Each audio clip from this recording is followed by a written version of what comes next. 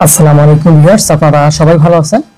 আজকে আমরা আবারও 650 স্কয়ার ফিটের জায়গার ভিতরে আমাদের যে ড্রয়িংটা ছিল, এর আগে যে ভিডিওটা ছিল সেখানে আমরা মাত্র দুই তিনটা পেজ দেখেছি। আজকে আমরা এই ডিজাইনটি সম্পূর্ণ দেখব। অবশ্যই আপনারা শুরু থেকে শেষ পর্যন্ত দেখার চেষ্টা করবেন। আর এর আগে এখানে যে সমস্যাটা ছিল তা হচ্ছে এখানে 1 ফিট কম ছিল এদিকে, এবার কিন্তু 1 ফিট বাড়ানো হয়ে গেছে। অর্থাৎ যেহেতু এদিকে জায়গা আমাদের আছে, এই কারণে আমরা 1 ফিট নেওয়ার কারণে আমাদের এখানে যে কমন টয়লেটটি, সেই কমন টয়লেটটি 1 ফিট পরিমাণ বেড়ে গেছে এবং সেই সাথে কিচেন রুমটা 1 ফিট বেড়ে গেছে। তো যাই হোক, আর বাদবাকি যে সাইজগুলো আছে সেগুলো কিন্তু আগের মতোই আছে। আমরা শুধু একবার হলো দেখে নেই একটু। তা হচ্ছে এখানে যে সিঁড়িটা, সেটা হচ্ছে 7 ফিট 1 ইঞ্চি। আর যে রুমগুলো 1 2 3, এখানে 3 রুম। এই 3 রুমের সাইজ হচ্ছে, প্রথম রুমের সাইজ 13 ফিট বাই 11 ফিট, দ্বিতীয় রুম হচ্ছে 13 ফিট 9 ইঞ্চি বাই 11 ফিট এবং তৃতীয় রুম হচ্ছে 10 ফিট বাই 10 ফিট 9 ইঞ্চি। আমরা যদি কিচেন রুমের সাইজ দেখি তাহলে 9 ফিট 3 ইঞ্চি বাই 6 ফিট 4 ইঞ্চি। আমরা কমন টয়লেট দেখব যে 6 ফিট 4 ইঞ্চি বাই 4 ফিট। এই আমাদের টোটাল জায়গা হচ্ছে 650 স্কয়ার ফিট। আমরা এখানে একতলা ফাউন্ডেশন হিসাবে মালামালগুলো দেখব এবং কোন মালামাল কতটুকু লাগে আমরা সেই হিসাবটা দেখব। তো পর্যায়ক্রমে আমি যদি কলাম লেআউট প্ল্যান দেখি তাহলে আমরা এখানে দেখব যে আমাদের 1 2 3 4 5 6 7 8 9 10, 10টা কলাম আছে। আর এই 10টা কলামের সাইজ কিন্তু একই, অর্থাৎ সবগুলোই 10 ইঞ্চি বাই 10 ইঞ্চি আমাদের কলাম ধরা আছে।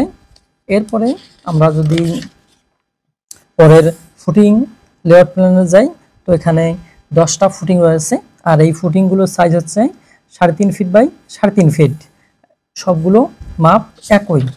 এরপর আমরা কলাম শিডিউলে যাব, অর্থাৎ এই কলাম শিডিউল এখানে আমাদের C1 সব, যেহেতু সব কলামের সাইজ একই 10 বাই 10, সেহেতু আমরা এখানে C1 নিয়েছি। আর এই C1-এ 4টা 16 মিলি মেইন রড, যেটা ভার্টিক্যাল রড বসবে সেটা। আর যে স্ট্রিপ রডগুলো এখানে কিন্তু এই স্ট্রিপ রড 5 ইঞ্চি 7 ইঞ্চি 5 ইঞ্চি এই হিসেবে 8 mm রড ইউজ করা আছে। আর এখানে আমাদের A'(C) যে শক্তিমাত্রা সেটা হচ্ছে 3200 PSI। সেক্ষেত্রে আমাদের কাস্টিং রেশিও 1.3 এবং আমাদের স্টিলের পরিমাণ বা স্টিলের যে মানটা থাকে সেটা হচ্ছে 60,000 PSI। আমরা এখানে একটা সেকশন দেখতে পাবো, এটা হচ্ছে কলামের সেকশন, অর্থাৎ কোন জায়গা জুড়ে আপনারা রিংগুলো কাছাকাছি দিবেন এবং দূরবর্তী দিবেন সেখানে কিন্তু বলা আছে এখানে। এরপরে আমরা পরবর্তীতে আমরা কলামের একটা সেকশন দেখব।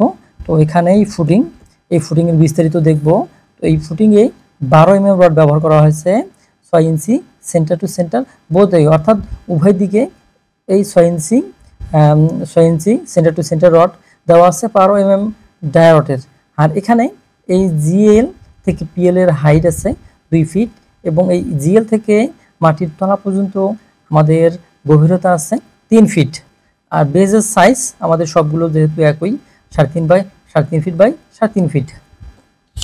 আমরা পরবর্তী যদি যাই তাহলে আমরা কিন্তু এটা আমাদের গ্রেড বিমের যে প্ল্যান, সেই গ্রেড বিমের, অর্থাৎ এখানে একটা 2টা 3টা এবং এদিকে একটা, এখান থেকে এটা, তারপরে এটা ওয়াই আকারে আছে এবং এইদিকে একটা। তো গ্রেড বিমের সাইজটা যদি আমরা দেখি তাহলে আমরা রডগুলো দেখব, সাইজও দেখব।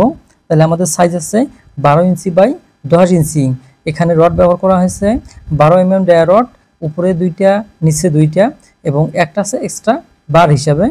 এবার যদি আমরা আরেকটা সেকশন দেখি তাহলে আমরা এখানে দেখতে পারবো যে এখানে যেই উপরে যে টপটা ছিল এটা বটমে চলে গেছে, এই টপটা।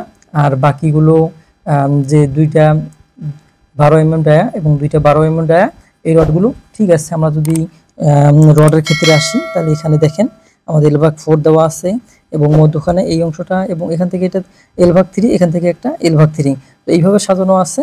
তো এখানে যে হিসাবে করা আছে আমাদের এইখানে L/4 এই দূরত্বে হচ্ছে 8 mm স্টিরাপ, সেটা 6 ইঞ্চি সেন্টার টু সেন্টার। আমরা যদি মধ্যখানে দেখি তাহলে আমার অবশ্যই এটা বৃদ্ধি পাবে, অর্থাৎ এখানে 8 ইঞ্চি সেন্টার টু সেন্টার। আবার অনুরূপভাবে এখানে সাপোর্ট, এখানে আবার 6 ইঞ্চি সেন্টার টু সেন্টার এইভাবে দেওয়া আছে। এরপর আমরা ফ্লোর বিমের প্ল্যানে যাব। এটা হচ্ছে ফ্লোর বিম প্ল্যান। এখানে তেমন কিছু নেই, এখানে শুধু মাপগুলো আছে। তো যাই হোক আমরা পরবর্তীতে চলে যাই। এই ফ্লোরের বিম অর্থাৎ ছাদের নিচে যে বিম, সেই বিমের সেকশন এখানে দেওয়া আছে। এখানে অনুরূপভাবে 12 ইঞ্চি বাই 10 ইঞ্চি দেওয়া আছে। যেহেতু ছাদটা 5 ইঞ্চি 6 ইঞ্চি কাস্টিং হয়, সেক্ষেত্রে এটা কমে আসবে, তখন 7 ফিট 7 ইঞ্চি থাকবে। তো যাই হোক আমরা এখন লং সেকশনটা দেখি। তো এখানে দেখেন L/4 এই দূরত্বে যে রডগুলো ব্যবহার করা হয়েছে, সেই রডগুলো হচ্ছে যে এই যে এখানে যে সেকশন আছে সেই সেকশনে 2 নম্বর সেকশন নাই, আমাদের 3 নম্বর সেকশন আছে। এইভাবে কিন্তু এই কাজগুলো করতে হবে। এরপর আসি আমি ছাদের রডের বেলা, অর্থাৎ এখানে ছাদের রড বিমের আউট টু আউট হচ্ছে আরও আমাদের এখানে বৃদ্ধি পেয়েছে 10 ইঞ্চি। তো যাই হোক আপনারা দেখেন এবং কোনো মন্তব্য থাকলে অবশ্যই আপনারা কমেন্টে জানাবেন। এরপরে আমরা দেখব ল্যান্ডিং বা সিঁড়ি। সিঁড়ি এখানে সুন্দরভাবে দেখানো আছে এবং সিঁড়িঘরও দেখানো আছে। তো যাই হোক সিঁড়ির প্রস্থ হচ্ছে তোমার এখানে 7 ফিট যে প্রস্থ আছে এই সিঁড়িতে। আর সেকশনগুলো দেখতে পাচ্ছেন, এখানে সেকশন হবে, এখানে যে গ্যাপ আছে সেটাই আছে। তো যাই হোক এখন আমরা পরবর্তীতে যদি দেখি তাহলে সামনের দিকে থেকে আমাদের এরকম দেখা যাবে একটা পরিবেশ বা একটা বাসা বাড়ি বা থাকার বাড়ির জন্য। এটা হচ্ছে ছোটো মোটো ফ্যামিলির জন্য সুখের ঘর। যাই হোক এখন এরপরে আমরা এই অংশটা বাইরের এলিভেশন, অর্থাৎ পিছন থেকেও লোকজন ছবি তুলছে। তো আমরা পিছন দিক দিয়ে যদি আমরা এটাকে ছবি স্কেচ করি বা আমরা দেখি তাহলে এরকম দেখতে পাবো। আর উপরে আছে চিলাকোঠা।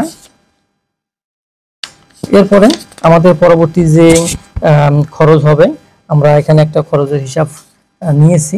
তা হচ্ছে বেস ঢালাই, short column, grade beam, long column, ছাদ সহ বিম, অর্থাৎ ছাদ সহ বিমের ঢালাইয়ের যে মালামালগুলো সেখানে দেওয়া আছে।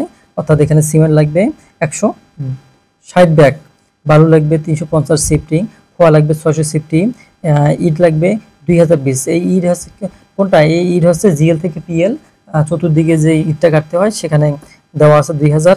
এবং সোলিংয়ে যে বেজগুলো করব সেই বেজ নিচে সোলিং আছে, সোলিং হচ্ছে আপনার 400 পিস ইট। গাঁথনির সিমেন্ট বাবদ 10 ব্যাগ, আর বালু আমাদের 5 সিফটি। তো যাই হোক 5 সিফটি হবে না, এখানে 50 সিফটি হবে। এবার রডের ক্ষেত্রে আসি। রড হচ্ছে 16 mm ডায়া 350 কেজি লাগবে, 12 mm dia 800 KG, 10 mm dia 800 KG এবং 8 mm ডায়া 3600 কেজি। তো এই হলো আজকের মতো ভিডিও। আপনারা ভালো থাকেন, সুস্থ থাকেন, আল্লাহ হাফেজ।